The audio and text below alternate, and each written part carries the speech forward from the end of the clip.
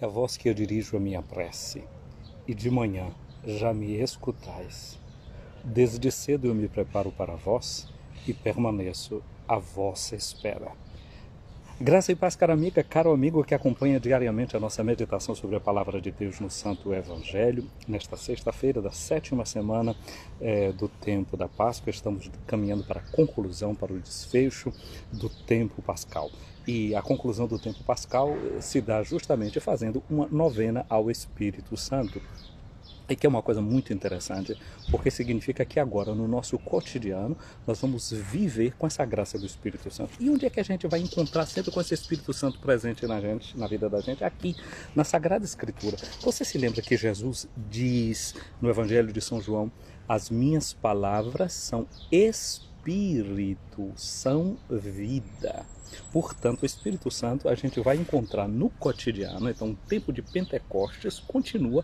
A cada dia que você abre a Sagrada Escritura, há uma efusão do Espírito Santo. O Espírito, que é vida, porque a palavra do Senhor é Espírito e vida, está presente dentro da Sagrada Escritura. No credo, a gente reza dizendo: creio no Espírito Santo, que é Senhor e dá a vida, Ele que falou por meio dos profetas. Portanto, a Sagrada Escritura é prenhe, é cheia do Espírito Santo de Deus. E aqui na Sagrada Escritura a gente vai ter sempre a oportunidade de se encontrar com o Senhor.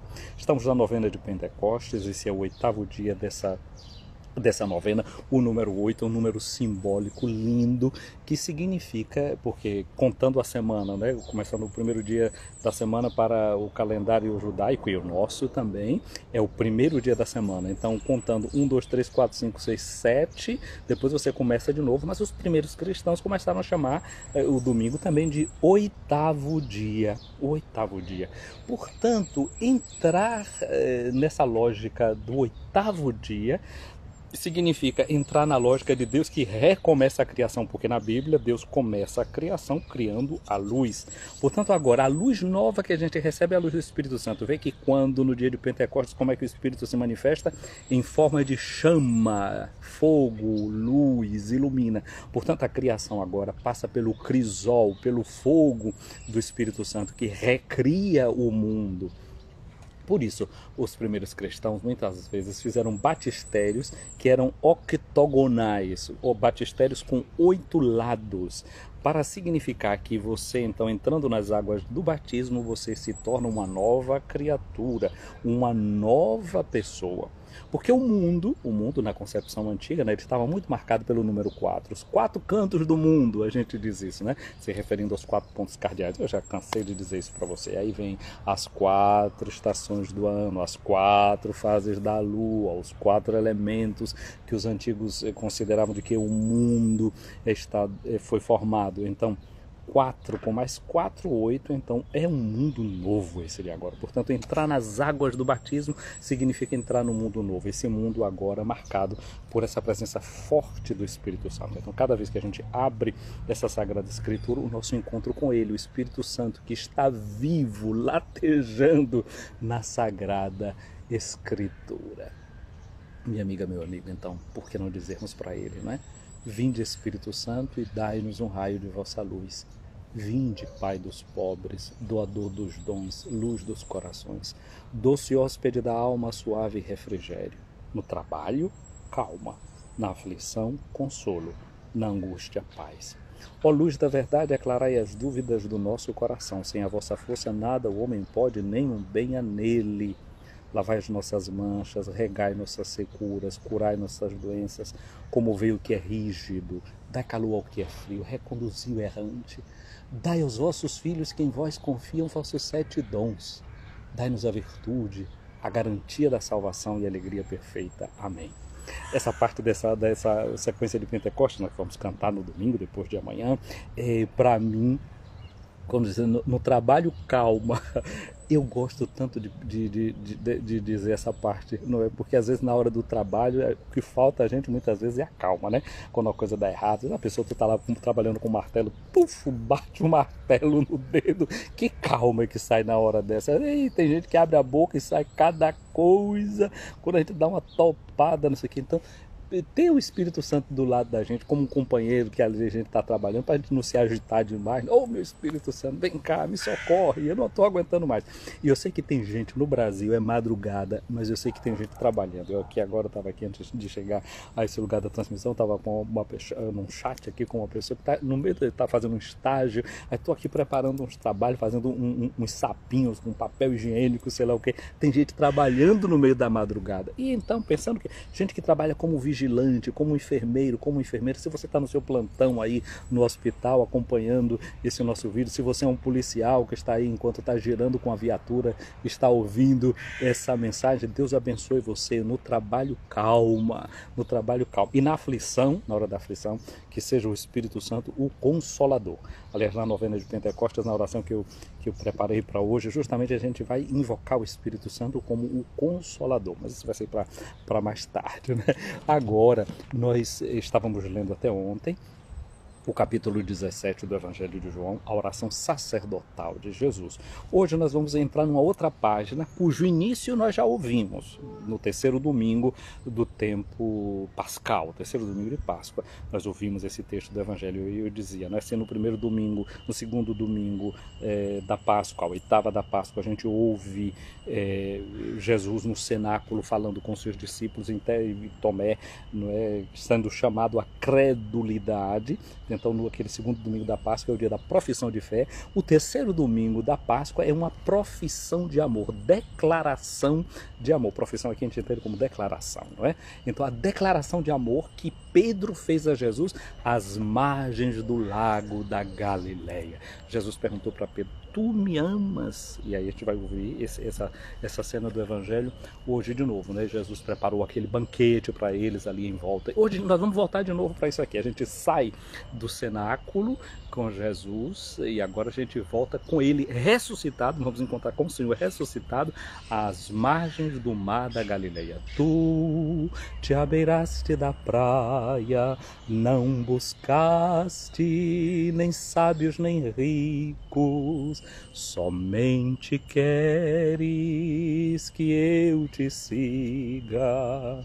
Senhor, tu me olhaste nos olhos, a sorrir, pronunciaste meu nome lá na praia. Eu larguei o meu barco, junto a ti buscarei outro mar. Hoje nós vamos buscar outros mares, vamos voltar para a Galileia. O que é a Galileia? A Galileia é aquele lugar que Jesus disse a Maria Madalena, diga aos meus irmãos que eles vão me ver na Galileia, como a gente cantou no dia de Páscoa, durante os dias da oitava sequência da Páscoa, não é Maria Madalena que diz aos seus discípulos que Jesus precedet suos in Galileia, precede os seus na Galileia, vai à frente dos seus na Galileia. A Galileia era o lugar do trabalho dos discípulos, o lugar onde eles tiravam o pão de cada dia daquelas águas ali do mar da Galileia. Então dizer que Jesus precede os seus na Galileia é aquilo que eu dizia antes nesse instante, né? No trabalho calmo, na aflição consolo, na angústia paz. É a gente ter essa certeza daquilo que a gente vai fazer, Jesus já nos precedeu. Ele foi à nossa frente. É muito bom quando a gente começa o dia confiando tudo que a gente vai fazer nas mãos de Deus. Eu gosto muito dessa prática de, por exemplo, abençoar o dia. Então eu sei, daqui a pouco eu vou me encontrar com A, B, com C, com D, o programa do dia. Aquilo que você tem como programa do dia, dá uma olhada, se você pode dar uma olhada na sua agenda e ver, não é? Eu vou ter um encontro em tal lugar, vou fazer isso, aquilo. E dizer a Jesus, sim, Senhor, eu sei que tu me precedes aí nesse encontro. Abençoa essa pessoa, nós vamos tratar desse assunto, daquele outro.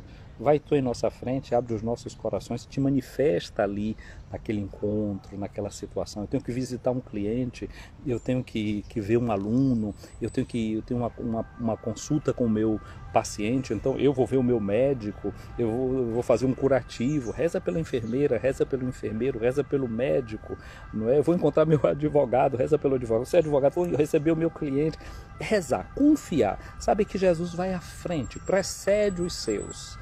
Não é? Nós somos dele, então ele nos precede, ele vai diante de nós.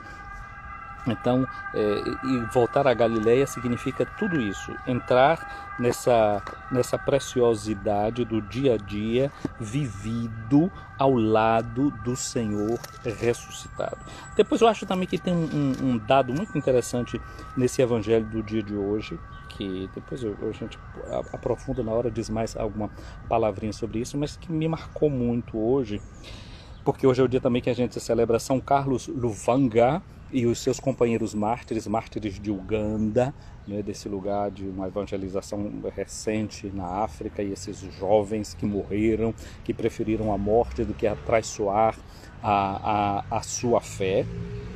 Esses mártires, e todos os mártires assim o são, não é? Eles preferem o amor de Deus, preferem ser fiéis a esse amor do que a brevidade de uma vida. Mas pensa bem assim, não é?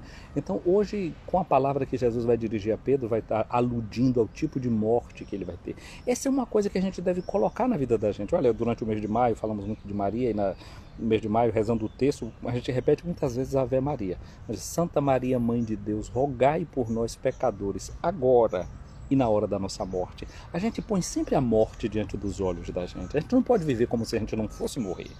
Porque na verdade hoje eu tenho um dia a menos na minha vida do que o que eu tinha ontem. E amanhã eu vou ter um dia a menos do que o que eu tenho hoje. No fundo, a gente vai se preparando para esse desfecho vital. Não é como uma velinha que está acesa, e a cada hora que vai passando ela vai se consumindo. Na medida que ela vai sendo consumida, ela está iluminando tudo em volta dela, é verdade, mas ela está se consumindo. Então está iluminando, está sendo bom, a gente está vendo as coisas. Assim, a nossa vida, a nossa existência aqui, ela tem tudo isso de positivo, mas é também a gente entrando na vida da gente que vai se consumando na medida que está se consumindo. Tinha uma bela de uma muriçoca aqui em Pernilongo.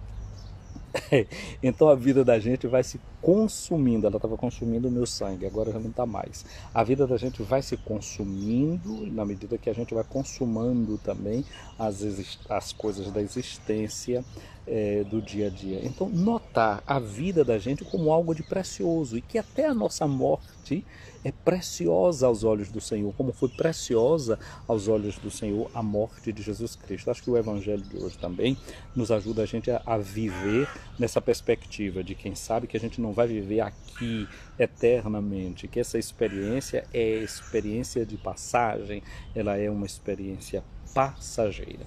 Vamos escutar então o texto do Evangelho de hoje, João, no capítulo 21, versículos de 15 a 21. Assim nós lemos: Jesus manifestou-se aos seus discípulos. Já sabemos que essa é a terceira vez, segundo São João, que ele se manifesta aos seus discípulos. Ele se manifesta no lago de Tiberíades. E depois de comerem, perguntou a Simão. Jesus tinha perguntado se eles tinham pescado alguma coisa, eles disseram que não. Aconteceu aquela pesca milagrosa. Jesus pediu que eles trouxessem alguns peixinhos, que eles trouxeram para preparar, mas Jesus já tinha pão e peixe preparado, que deu a eles ali para comer. Depois de ter comido, agora entra esse diálogo que nós escutamos agora. Jesus pergunta para Simão Pedro: Simão, filho de João, tu me amas mais do que estes? Pedro respondeu: sim, Senhor, tu sabes que eu te amo. E aqui talvez seja interessante introduzir uma nota que em língua grega são trabalhados dois verbos que no português a gente não está sentindo a diferença. Porque quando Jesus pergunta, tu me amas, usa aquele verbo que é o verbo chamado agapao, daí vem aquele Deus é amor, que é a palavra que significa amor, agape, que significa aquele amor de quem doa, de quem entrega, não é o amor de quem possui, de quem recolhe, de quem junta. E Pedro responde com outro tipo de verbo, que é o verbo phileo, que significaria, se a gente fosse traduzir ao pé da letra como está em grego, Jesus está perguntando assim: Pedro, tu me amas? E Simão Pedro responde: sim, Senhor, tu sabes que eu te quero bem. E aí Jesus diz para ele: apacenta os meus cordeiros. E aqui está uma coisa interessante, porque Jesus está perguntando uma coisa, Simão está respondendo outra parecida, mas ainda não é o que Jesus está perguntando, e Jesus diz para ele: apacenta os meus cordeiros. Aqui tem uma lógica muito interessante, porque a gente não pode dizer que ama a Deus que a gente não vê, se não ama o irmão a quem a gente vê. E o serviço de apacentar os irmãos, de cuidar do outro, só pode fazer bem quem ama.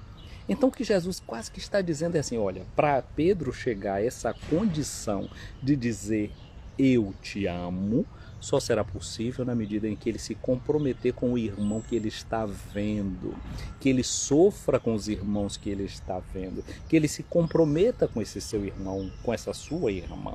E aqui isso serve para mim e para você, que nós vamos continuar esse tempo, como eu disse, né, sempre nos encontrando com Jesus na Sagrada Escritura, porque a palavra dele é espírito e vida. Aí a gente vive todo o tempo de Pentecostes, durante a vida inteira, lendo a Sagrada Escritura, mas também Jesus a gente vai se encontrar no irmão concretamente. Eu tive sede, me deste de beber, tive fome, me deste de comer, eu estava nu, você me vestiu. É aí, quando a gente cuida desse irmão que era estrangeiro, fui acolhido por você, estava na cadeia, você foi me visitar, estava doente, você cuidou de mim. Só ali, quando a gente cuida do irmão e da irmã, de verdade, a gente pode ir crescendo no amor. Mas vejam a atenção pedagógica de Jesus. Tu me amas? Pedro responde, eu gosto de ti. E Jesus diz, apacenta os meus cordeiros. Não deixou de lhe dar uma missão, porque ele não deu aquela correspondência logo, né? Não deu aquela resposta que ele estava esperando. Veja como o critério do mundo é diferente do critério de Jesus. Às vezes, né, a pessoa tem notas de desempenho no lugar onde trabalha, trabalha o mês inteiro, tem que chegar a tal meta, e depois tem os relatórios e dá nota, não sei o quê. O mundo dá a nota de acordo com o desempenho, né? A pessoa só vai receber mais, só vai receber uma missão se deu conta de dar aquele desempenho todo. Olha que Jesus vê o início de uma possibilidade e confia a missão, porque ele acredita que na missão a pessoa vai crescendo no sentimento, vai crescendo na relação, os olhos vão se abrindo, os critérios de Jesus, a pedagogia de Jesus é muito importante e a gente tem que aprender com esse estilo de Jesus, com esse modo de ser de Jesus. A gente não deve ser guiado pelo mundo, as bases nossas não devem ser as bases do mundo. Agora o mundo deve aprender com esse estilo de Jesus. Isso aí podia entrar nas empresas, na indústria, no mundo da política, no mundo da educação. A pedagogia de Jesus serve. Agora a gente pode ter o grande problema é que às vezes a gente quer adotar nas igrejas, nas comunidades, na família, não sei o quê, a mentalidade do mundo. Quando é o contrário, a mentalidade do evangelho deve permear todos os outros espaços da vida da gente. Apacenta os meus cordeiros. Aí Jesus disse para Pedro de novo, pergunta, né? Simão, filho de João, tu me amas? E Pedro responde, Senhor, tu sabes que eu te amo. Leia aqui, eu gosto de ti. E Jesus disse para ele, apacenta as minhas ovelhas. Continua Jesus confiando a Pedro a missão, o trabalho, mesmo sem ele dar aquela resposta ideal. Porque a gente tem que saber lidar com o real da vida. O ideal é sempre um norte, é sempre um horizonte para onde a gente vai caminhando e deve caminhar. Porém, a gente deve fazer conta com a realidade. Jesus faz contas com a realidade. E sabe que a realidade também pode ser transformada a partir de uma prática, a partir de uma experiência. Apacenta as minhas ovelhas. E pela terceira vez, então Jesus perguntou a Pedro, Simão, filho de João, tu me amas? Pedro ficou triste porque Jesus perguntou por 3 vezes se ele o amava. Gente, aqui tem um ponto que eu preciso dizer. O que é que acontece aqui nessa cena? Jesus estava perguntando em grego, agapasmé, e Pedro dizia, fileusi. Ou seja, Jesus perguntava, tu me amas? E Pedro dizia, eu gosto de ti. Na terceira vez, gente, sabe o que foi que aconteceu? Jesus olhou para Pedro e perguntou, Pedro, tu gostas de mim? Gente, foi Jesus que entrou na linguagem de Pedro. Foi Jesus que entrou no jeito de comunicação de Pedro. Foi Jesus que entrou nos sentimentos de Pedro. E aí, Pedro então diz que entristecido, se tocou, certamente se tocou porque disse, poxa, o meu Senhor agora está falando com a minha linguagem, eu não fui capaz de corresponder ao que Ele está me dizendo, ao que Ele está me perguntando, mas Ele uma vez mais se abaixa. Olha o que é que São Paulo diz, que Jesus Cristo se esvaziou da sua glória, assumiu a condição de um escravo. Aqui Jesus está se esvaziando daquilo que Ele estava perguntando, daquilo que Ele estava querendo ouvir, porque não basta que a gente ouça o que a gente quer ouvir, a gente precisa escutar a realidade e entrar em comunicação, dialogar com a realidade. Dizem que em grego, né, todas essas palavras que têm esse prefixo dia significa distância. Não é? Diametralmente, diametro, quer dizer, um metro muito, quer dizer, tem uma distância muito grande em metros. Diálogos significa que tem algo que acontece através da palavra, mas quando existe uma palavra, que as palavras estão distantes, né? Diabolos, aquilo que joga muito distante. Balo significa como que uma bola, bola. Balo significa lançar. Diabolos significa lançar distante, né? Através de um lançamento, aquilo que joga para muito longe. O diabo é aquele que está muito longe de Deus, que te joga para muito longe de Deus. Diálogo significa entrar num contato através de palavras que te jogam distante, porque eu estou conversando com alguém que está distante das palavras minhas, está distante da minha mentalidade, mas eu não deixo de falar com ele. Mesmo que a sua palavra esteja distante da minha, sua mentalidade esteja distante da minha, mas a gente se mantém ali nesse falar, através dessas palavras que parece que criam mundos diferentes, realidades diferentes, bolhas, não é? Mas mesmo assim a gente tenta entrar em contato, se aproximar o máximo que a gente puder através da palavra. Então Pedro, escutando esse jeito de Jesus que agora desce ao seu nível, fala com as suas palavras, então ele disse: Senhor, tu sabes tudo, tu sabes que eu te amo. E Jesus, adotando a linguagem de Pedro, não é que agora está bom, Pedro, eu adoto a tua linguagem, mas nada feito daqui por diante, né? Não, Jesus adotou a linguagem de Pedro, e quando Pedro disse todas essas coisas, o que é que Jesus vai dizer sempre? Apacenta as minhas ovelhas. Desde o início, mesmo quando Jesus queria, perguntando uma coisa a Pedro, ele respondendo uma outra, Jesus disse: apacenta as minhas ovelhas. E agora, quando ele usa a mesma linguagem de Pedro, continua confirmando Pedro no serviço que ele queria que Pedro prestasse. Agora Jesus diz uma coisa interessante para Pedro: em verdade te digo, quando eras jovem, tu te cingias e ias onde querias. Quando fores velho, estenderás as mãos e outro te cingirá, te levará para onde não queres ir. Aí diz São João: Jesus disse isto significando com que morte Pedro iria glorificar a Deus. Interessante isso que eu dizia no início, né? Falando desse ponto, que esse evangelho de hoje também nos ajuda a pensar na morte. E pensar na morte como forma de glorificar a Deus. E eu estava dizendo a você que hoje eu estou um dia mais perto da minha morte do que ontem. Cada dia que a gente vive, a gente vai se aproximando do morrer. Então a pergunta é: a minha forma de viver vai me levando para glorificar a Deus cada vez mais? A morte com a qual ele iria glorificar a Deus. Ele não vai glorificar a Deus somente na hora daquela morte, mas é toda a vida que, sendo sempre um caminhar na direção do morrer, que vai fazendo um rastro de glória. Por isso Santo Irineu de Lyon vai dizer: a glória de Deus é o homem vivo, é o homem que está vivendo a vida da gente. Olha a glória de Deus brilhando, aleluia. Olha a glória de Deus brilhando, aleluia. Então a glória de Deus vai brilhando no nosso agir, no nosso fazer. Então a morte deixa de ser esse espantalho que a gente vai ver no último momento, para ser algo englobado no nosso processo de viver, e o nosso viver glorificando a Deus seguramente nos leva para um desfecho que há de ser glorificação de Deus, porque a gente vai glorificando a Deus no viver da gente, no cotidiano. E aí Jesus acrescenta: segue-me. Porque antes aqui estava dizendo, era uma palavra de João, né? Jesus disse isso significando com que morte Pedro iria glorificar a Deus, e acrescentou: segue-me. A palavra de Deus para nós hoje é essa: segue-me. Do lugar onde você está, na situação que você está vivendo, à borda do seu mar de Galileia, o importante é seguir Jesus. Seguir Jesus, minha amiga, meu amigo, na vida e na morte. Aquilo como se diz o apóstolo Paulo: quer vivamos, quer morramos, nós vivemos e morremos para o Senhor. Eu quero desejar para mim, para você hoje, uma vida que seja toda ela para o Senhor, que proclame que Jesus realmente é o Senhor, que o Espírito de Deus é o Senhor, porque a gente diz: creio no Espírito Santo, que é Senhor e dá a vida. É Ele que vitaliza a nossa existência. É Ele que faz a nossa vida valer a pena. É Ele que enche a nossa vida de sentido. Minha amiga, meu amigo, eu quero te desejar que teu dia seja cheio da bênção de Deus. Tua madrugada seja cheia da bênção de Deus. O Senhor esteja acima de ti para te proteger, à tua frente para te guiar, atrás de ti para te defender, do teu lado para te acompanhar, dentro de ti para te abençoar.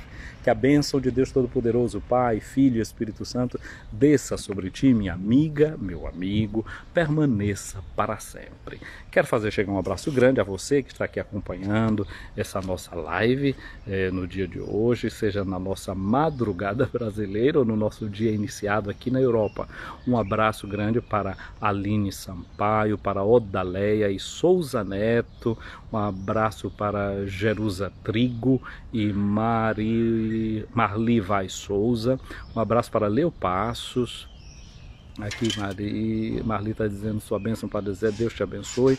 Um abraço para Vinícius Ide, um abraço para Lilia Davi Luna.